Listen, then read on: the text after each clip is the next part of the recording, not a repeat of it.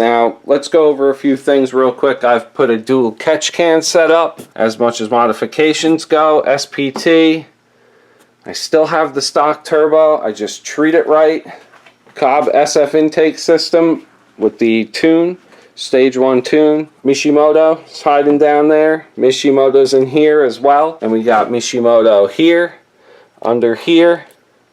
For the bypass valve, I've got multiple videos on how to clean most of the screens for the turbo. There's actually a screen that comes off the head. Gates racing timing belt done by EFI Logics in Connecticut. Exity clutch, aftermarket OEM upgraded clutch from Exity. I've bled the brakes. I've recently redid and refilled the clutch and bled the slave cylinder. I did a small video on that.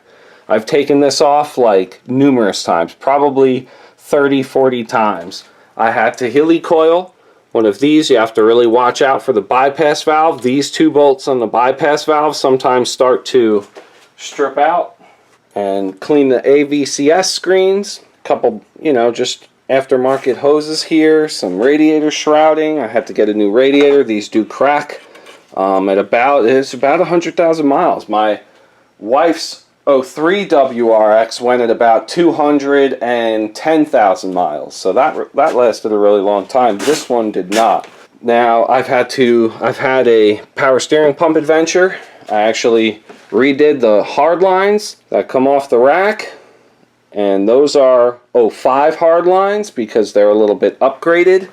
I didn't have a problem with them, but I just wanted to upgrade them because there's multiple leak points, and they solved that on these by making them a bit more uni design, meaning there's not as many brakes in it. I just made that phrase up, a uni design. Redid some of these here. I got my boost cables that come off the boost solenoid. I redid those with 3.5 millimeter. As you can see, I had to reroute some of my hoses here for the crankcase ventilation and the PCV valve. So this one's just for the PCV valve into the intake manifold. This one is the crankcase ventilation that goes into the turbo inlet back into the turbo. I haven't had one major component in this vehicle go. I drive it right. I'm okay saying that because it's maintenance. There are still things that I believe that you have to do during warm-up and cool-down. Now, the other issue is when it's cherry red like that and you turn it off, those bearings are going to be scalding hot and they're going to go right to cool. So you didn't really cool them down to idle. So here's what I do. I warm it up. I never really get on the thing over 3,000 RPM until it's warmed up. I will let the thing idle for a couple minutes in the morning, maybe 3, maybe 4, and then I take it out, and still I don't just romp on the turbo. That's one thing to keeping the turbo around. Next thing, when it's really hot, I actually idle it down for maybe at least 30 seconds, sometimes a minute. Now, idling that down means you're getting the bearings cooled back down to an idle temperature, the bearings in the turbo. And then you can shut it off instead of just shutting it off and then having it shocked, especially if it's super cold out. Now you're super cooling the bearings. That's how stuff cracks. That's how stuff breaks. Now I've got my aftermarket exhaust here just to show you a few common problems exhaust-wise without getting under there, shining lights, but we will do that too probably. One of the key points on here usually is this mid hanger. On the stock ones, really starts to rust out right here, and this is common on a lot of Subarus that I've seen. So it's not just proprietary to any type of WRX or STI. This center hanger here goes nuts after a while and just decides to fall off and leaves a gaping hole with it. So you have a boost leak, and then you have a boost creep as well. So some people actually can blow their motors just by having this come off. Well, now I had this thing on for a little while and I loved it, but what happened here was you can kind of hear it. It kind of got loose, so not too good. Of course, other things to watch out for over time, engine-wise, is your turbo inlet. And what happened is it could fray at the turbo itself, and then you could have a major leak. And what happens is you'll hear it. If you don't have an intake, you will hear the bypass valve really loud through here because it'll be like it's an open intake. A lot of people get these, the stock airbox. They are prone to having these little tabs here break off, and these tabs are essential to having this lock in. So if you want to, and you really want to use the stock box, you can do this. You can drill holes here and in here, but make sure when you drill them through here that you're not drilling through the box. So there's these little slits here that you can drill into without drilling into the box. You can see them from in there. And you just put some zip ties around them, and now you'll be able to close the box on the air filter. Now underneath, for the shifter, I do have a rev motoring shifter bushing, just the actual 2 round bushings for the shifter arm, not the rear one, but I was planning on getting that soon. This is rev motoring as well. Pretty cool stuff. Suspension wise, I am this summer, which it is summer now, but this summer, probably at the end of it, I'm going to get coilovers. So let's see what I'm gonna get here. We don't know yet. I'm still shopping that around. And what I have right now is I have like an upgraded setup here from Feel. One thing about the brakes. Brake rotors here. Calipers, brake pads, no problem. Brake rotors, yikes. What happens is, to get this caliper off to do your rotor, is the steel bolts inside the aluminum brake caliper start to galvanize, and then you're in trouble. So big warning on doing your own rotors. You might need the hands of a professional to helicoil these. They'll have the kits in stock if they know what they're doing. If they're a real good Subaru reputable shop, EFI, they did me fantastic. Here I got Dba Rotors. I forget what series they're, but they're the slotted, and just a mid-grade pad. Nothing great. I didn't go for like a Hawk or anything nuts like that. I just wanted to stop. I didn't want to heat them up. I did have Hawks on my SVT Focus, and I'll tell you what, driving around daily, it actually took a little bit to heat those things up. So they didn't really work correctly until they were at a certain temperature point, which was like 200 something degrees. Regular pads you'll probably have to redo.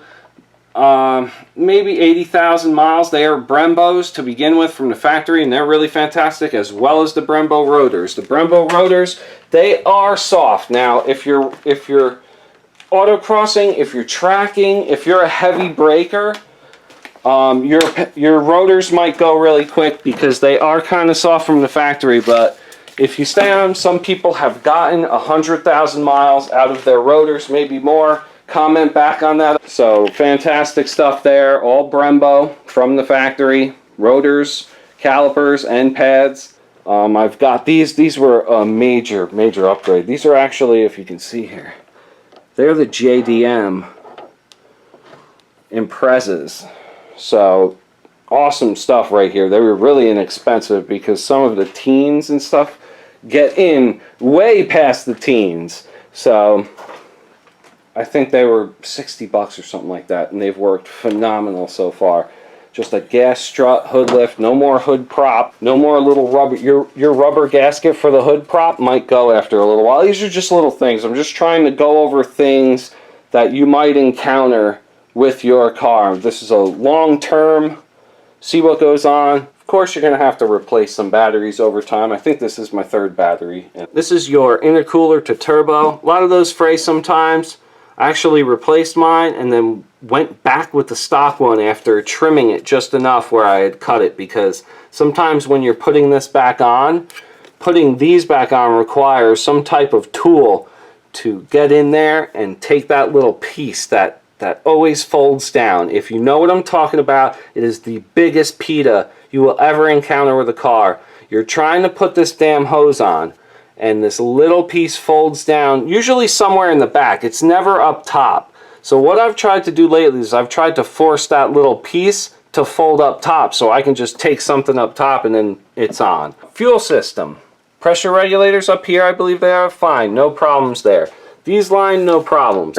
You've got this copper line, hard line, and these rubber hoses. What happens is, these hose clamps they give you from the factory here, they start to come loose after a while. And I actually had a dripping leak in minus 12 degree Fahrenheit.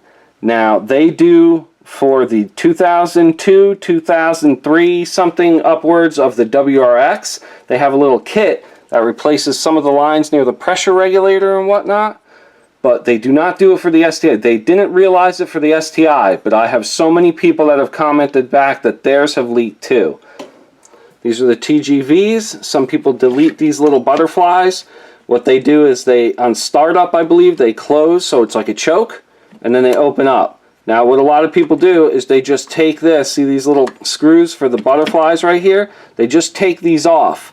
So that means when you're plugged in still, the switches will still try and switch it over so you don't get an ECU light, but these still aren't here. So they'll work, but you'll still get more flow. I think it's a serious amount of horsepower for some reason. I don't know why.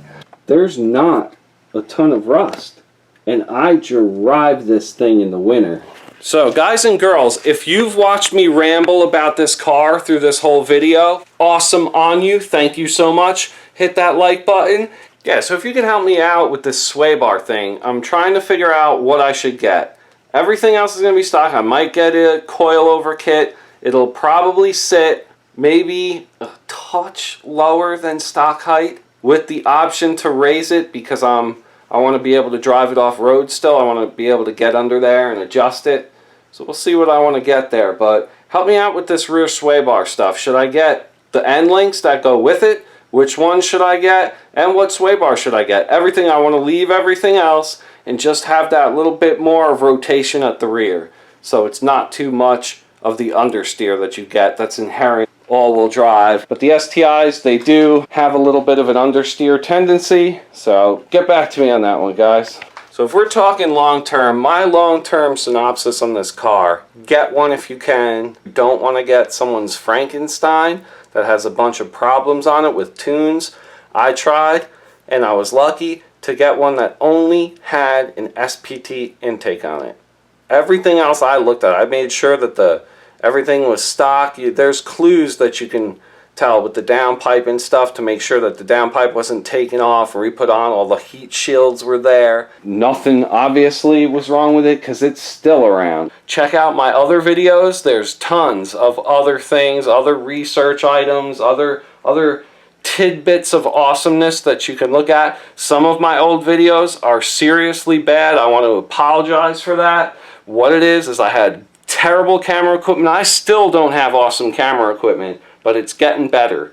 And the thing is, I just, I didn't have cameramen a lot of the time. So you take those older videos as that's just showing you. It's not supposed to be cinematic gold. It's just showing you how to do something. Like people are, oh my God, the video's terrible and the camera's shaking all the time. Yeah, well, I'm doing it by myself and, I'm just trying to get it out there so you guys know what to do here. So, a lot of these things, people are getting ripped off a lot. People get ripped off a lot from the dealerships and whatnot. So you want to make sure that you're hooking everybody else up and making sure they've got the correct information too on what you can do with some of these cars. So hey everyone, like, comment, subscribe,